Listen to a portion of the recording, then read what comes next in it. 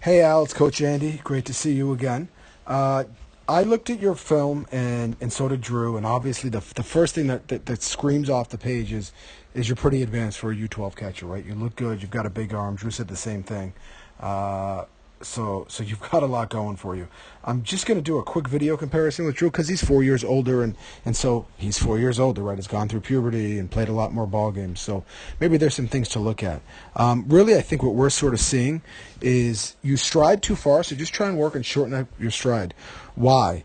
The sooner you get your front foot down, the faster you're going to get the ball out. That second your front foot is down, the ball's got to be out of your hand. That's going to really help your pop time.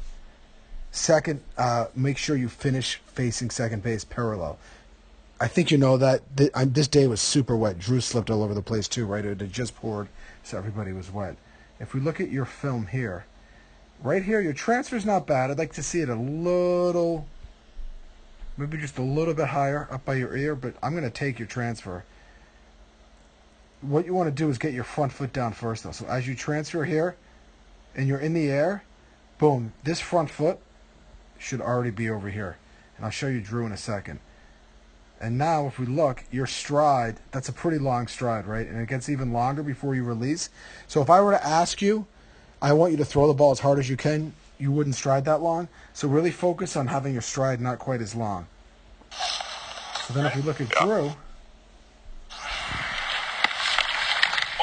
here, I'm just going to stop for a second and look at Drew. And this wasn't, I don't think, one of Drew's best works. But he gets the ball. He actually barely even transfers it, right? He just kind of flicks it. But if you look, as he gets the ball and he turns, the front foot is down a little bit sooner.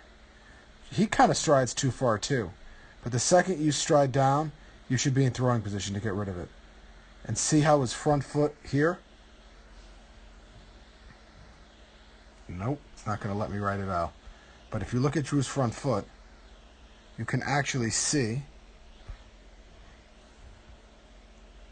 that it's positioned straight to second base. So the ball has nowhere to go but to second. And as he follows through, that front foot's facing second, so the ball's going to go to second. So really what I'd like you to focus on, and I think Drew can focus on this too, to be honest with you, is turning. One thing Drew does well is he gets the ball and he's able to turn really quick to get into throwing position. So now he's in throwing position. Now it was wet that day for both you guys, but right there, boom, the foot's down, the ball's out.